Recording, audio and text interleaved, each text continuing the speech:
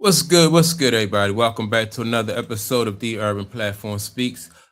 Make sure to like and subscribe to the channel as you tune in, check out the content. And with that being said, man, I want to talk about some comments that Ric Bucher made. And Ric Bucher was talking about the overreaction to LeBron James signing with the Sixers. Right? Everybody, or most people, are saying that this really makes them a almost like the favorite to come out of the East, right? But Rick Bucher is like, hold your horses. This is not um this ain't no guarantee with with LeBron James and Jaylen Brown and Joel Embiid, which I have to agree, right? Because people forget about what they have seen from Joel Embiid in the past.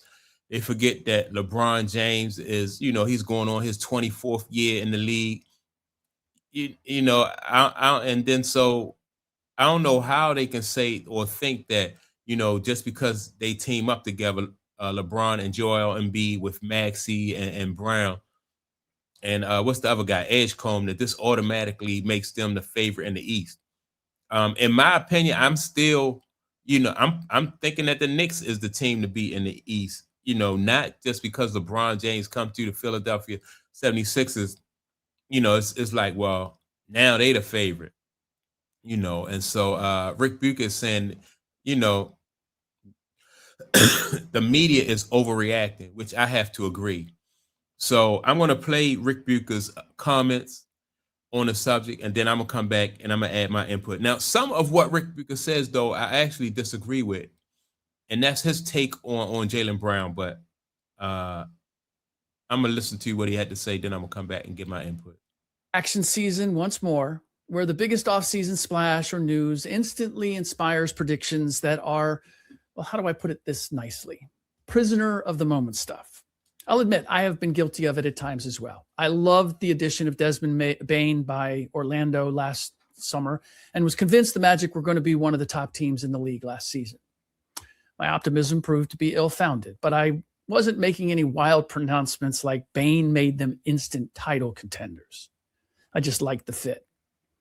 Some of my media brethren are not being as conscientious or level-headed when it comes to the Philadelphia 76ers and their prospects for next season. They are suddenly capable, if not poised, to win it all next season. If the NBA was a fantasy league, that might have credence. Since it's not, it doesn't. This is not new territory, but at some point, the need to say something both declarative and bombastic after every development becomes a little silly. We went through the same wild, not based in logic overreactions last summer and throughout the season. One of those same figures also had the Oklahoma City Thunder going 82-0 and being a shoo-in to win back-to-back titles. And so let me speak to that, right, just before he get into what he had to say about LeBron James and the 76ers. And I think a lot of what's going on, and especially mainstream media, and I guess not just only mainstream media, but a lot of people are just really saying things just to get clicks and views and to draw attention to themselves, right? But in doing that, you have to be careful because it cuts into it affects your credibility. And so I'm hearing, even on mainstream media, I'm just hearing people just say some wild things, not really taking into account like the history behind what you're saying. As far as like I said, LeBron James is 40 something years old, and he's not the player that he was 5 and 10 years ago. So how can you expect, him to perform at a level that he was? He didn't perform last year up to the level that people thought he was going to. So now, a year older, you think he's going to, so it just don't make any sense to me. Others predicted the Celtics were supposed to be in the lottery at the start of the season. And then after an unexpectedly successful regular season, we're supposed to go to the finals. Overreact much? That is, by the way, the media reaction. The fan reaction for all those juiced up about the Sixers is if you're not immediately enthused about the compilation of talent as the team to beat, then you're a hater or just stupid, which is fine if you're more a wild-eyed fanatic than a devout but realistic fan. The reality, the 76ers are taking a big swing at breaking through their second round and out ceiling. There's no reason to think that they can't, eventually. They've made some shrewd draft picks in recent years, Tyrese Maxey, VJ Edgecombe, Jared McCain. They have a championship caliber head coach and a respected GM in Mike Gansey. But this isn't the first time the Sixers had supposedly put together a championship caliber team and found out otherwise. And here's the reality. Building a championship caliber team rarely happens overnight or in one fell swoop.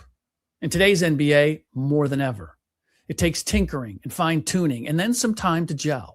Look at the last few champions. The Knicks needed to swap out Julius Randle for Karl Anthony Towns, deepen their roster, and then find a coach in Mike Brown who was willing and able to harness all of it. Their evolution to championship level took several years. Same with the previous champions, the Oklahoma City Thunder.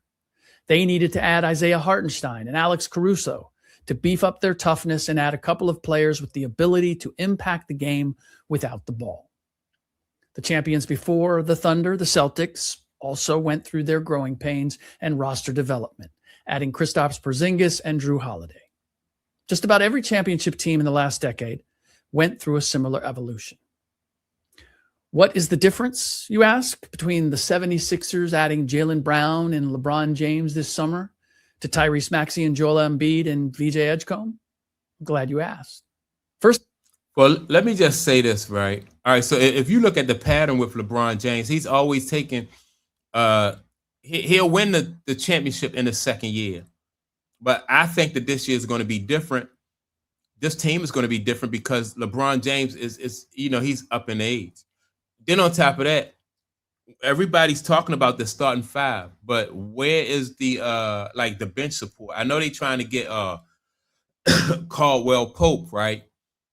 But they're gonna need, and Caldwell Pope now is a little bit up in age. So let's see what kind of bench, that they're able to put together with the limited amount of funds that they have.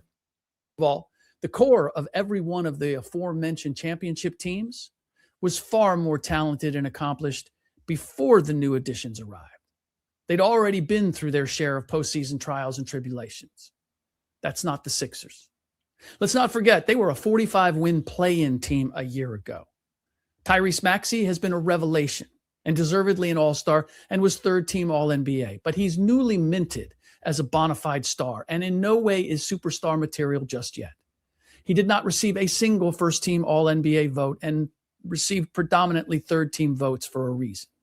From a pure talent perspective, he is just below the category of Jalen Brunson, Cade Cunningham, Shai Gilgeous-Alexander, and Luka Doncic.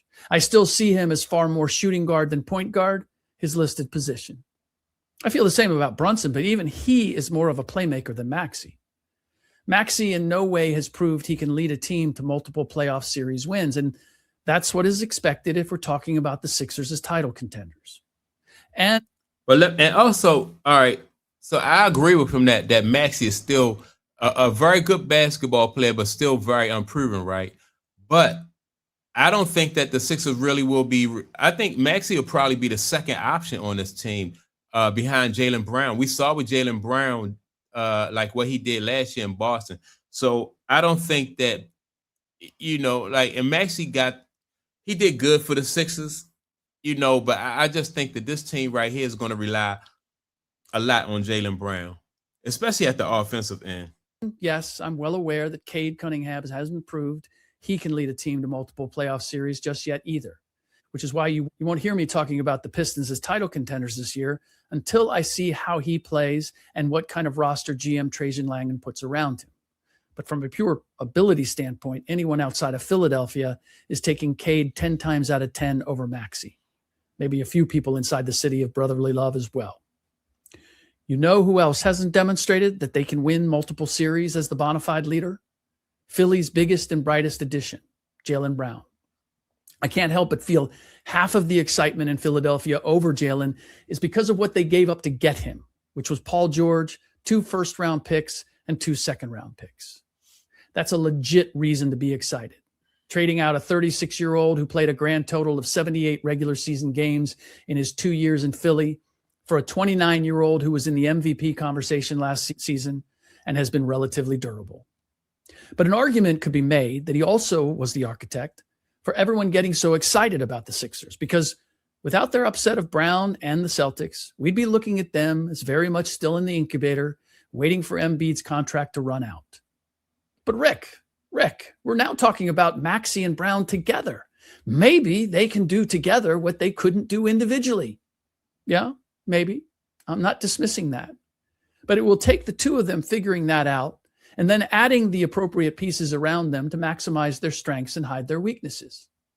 And the general key to valuable role players is that they can impact the game in some significant way without the ball. That is not LeBron James. Jason Williams, aka White Chocolate, pointed out that Sixers don't have anyone who can rebound. He meant at an elite level. He's right. Embiid is a phone booth rebounder at this point, meaning he gets caroms that drop into his space. Same applies to LeBron at this point. We heard all last season that the Lakers just needed to find a dirty work big, yet they never found one. Why? Because if a team has one, they generally don't let them go. Look at the team's last standing this past season. How valuable was Mitchell Robinson to the Knicks?